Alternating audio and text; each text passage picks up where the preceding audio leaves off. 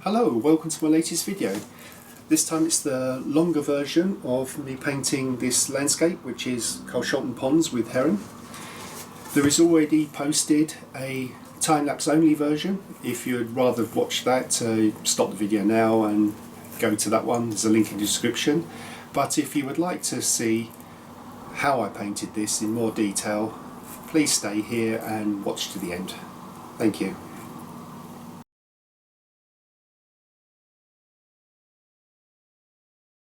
The first task is to trace everything out. This doesn't need to be done in great detail, as the next stage will get rid of most of your lines. And with that, the next stage is to paint a very sort of simplified version of the scene and just blocking in the main colours. The colours I'm going for are the mid-tones mostly, and a little bit towards the dark end, but certainly no highlights.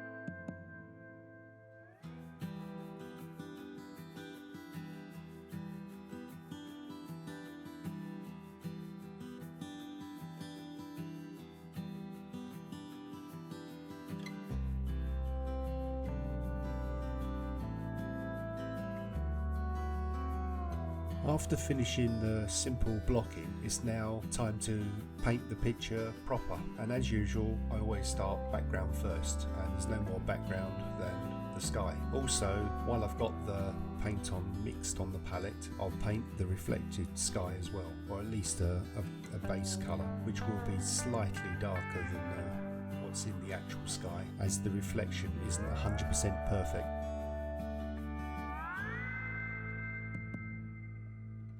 The next furthest thing away is the tree that's just behind the buildings on the left hand side. As this is a distance tree, I'm not going to paint it any great detail, just picking some mid-tones and some slight highlights, and using a small rigger brush, I'm just dotting in an indication of the leaves.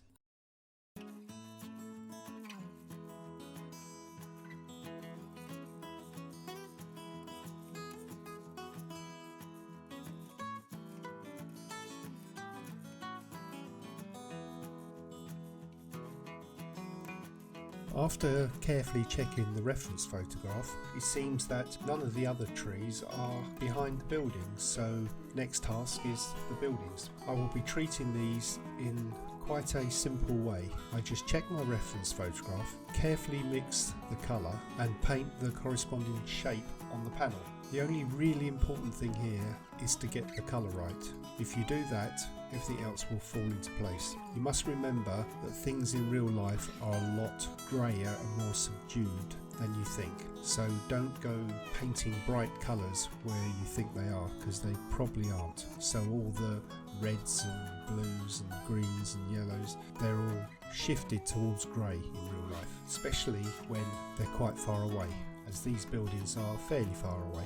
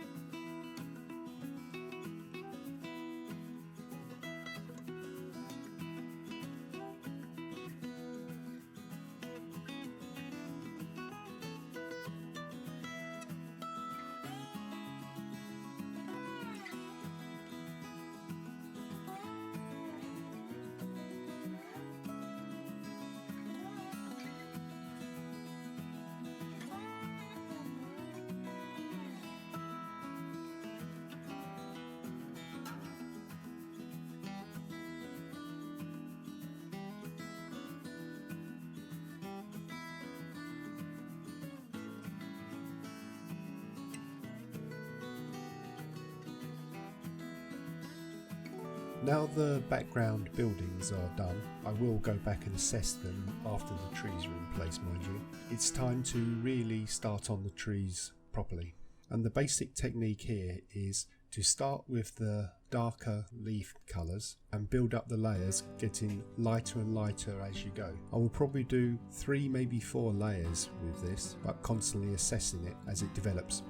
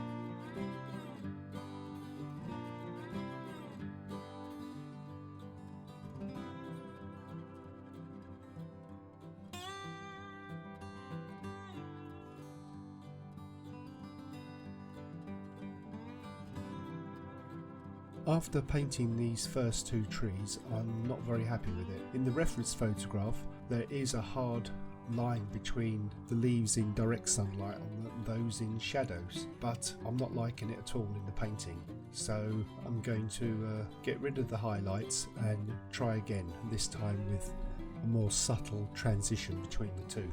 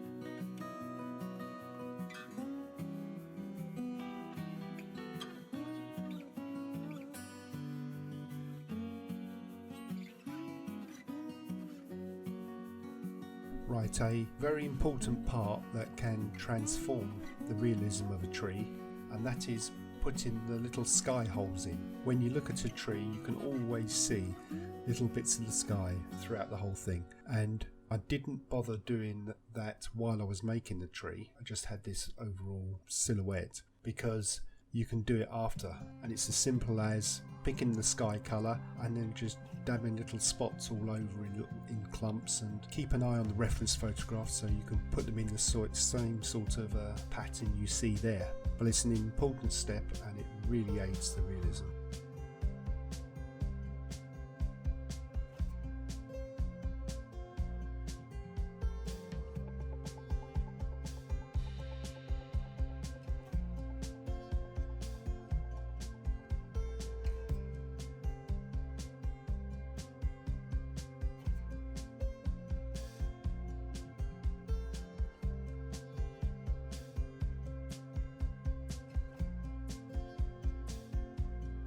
I've let the trees dry, and on assessing their overall look, I've decided they need a little bit more contrast, so I want to darken up the shadow area, and I do this simply by mixing up the darker colour with a lot of white spirits. I think in some countries that's called mineral spirits, and I make a very watery wash with this and just go over the shadow area, and it just tones it down a little bit and boosts the contrast.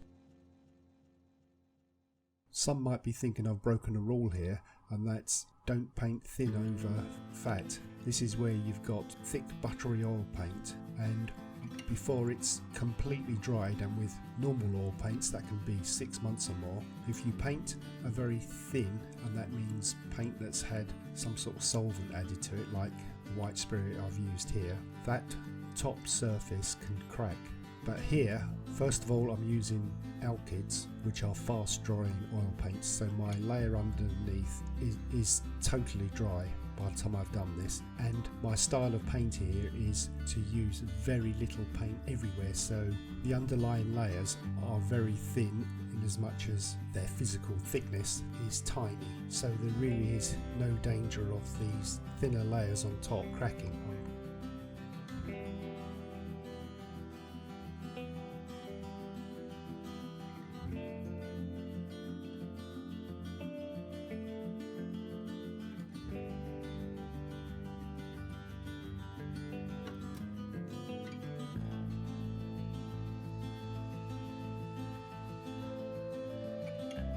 The only thing left to do on this background part of the painting is all the rest of the hard surfaces, i.e. that long wall, bit of pavement, and some street lights and things that will go over the trees. I'm just tidying up all the bits that are missing.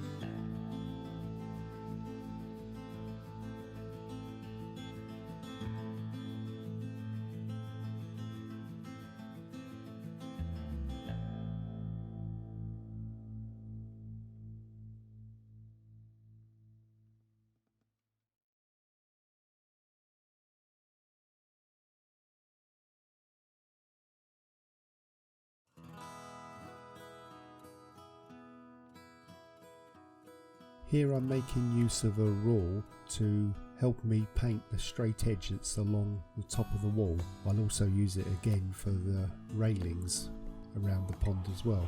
And all you need to do is put the rule on the surface of the panel, tilt it so the edge you're going to paint along is a long way from the actual panel, so you can run your paintbrush along that. And what I mean by that is you're running the ferrule along the rule, not the actual bristles, because that would be disastrous.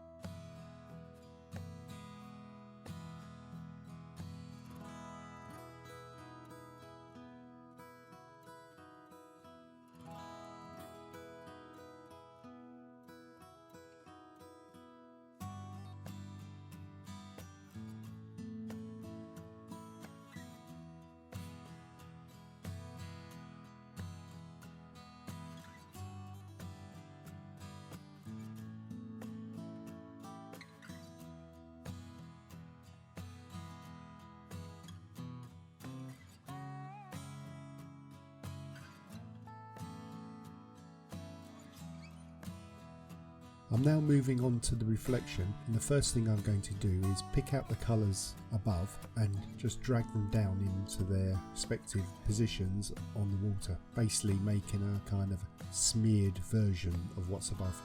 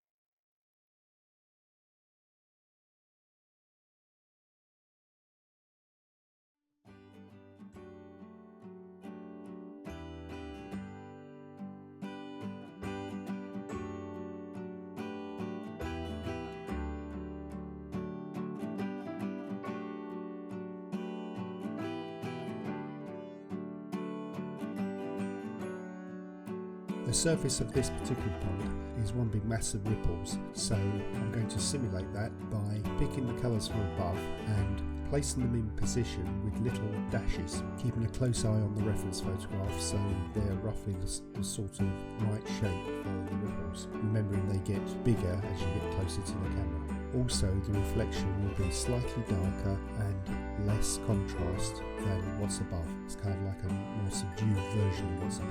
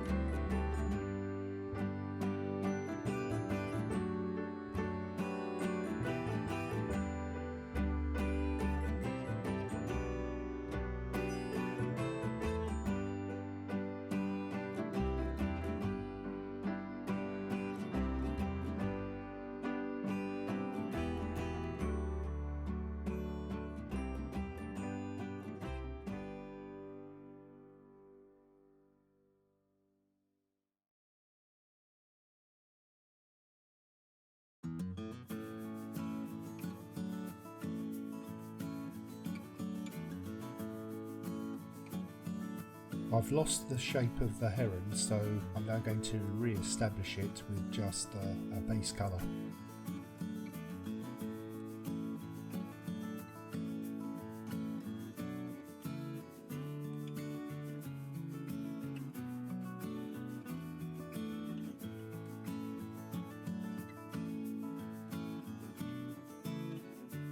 I'm going to treat the Heron no different from things like the background buildings. I just carefully mix my colours accurate to the reference photograph and place them more or less in the same position on the painted bird. If you get some of the feathers in a slightly different shape, a slightly different position, that's not important. What's important is getting the colour dead right, so practice mixing colours. That skill will pay dividends.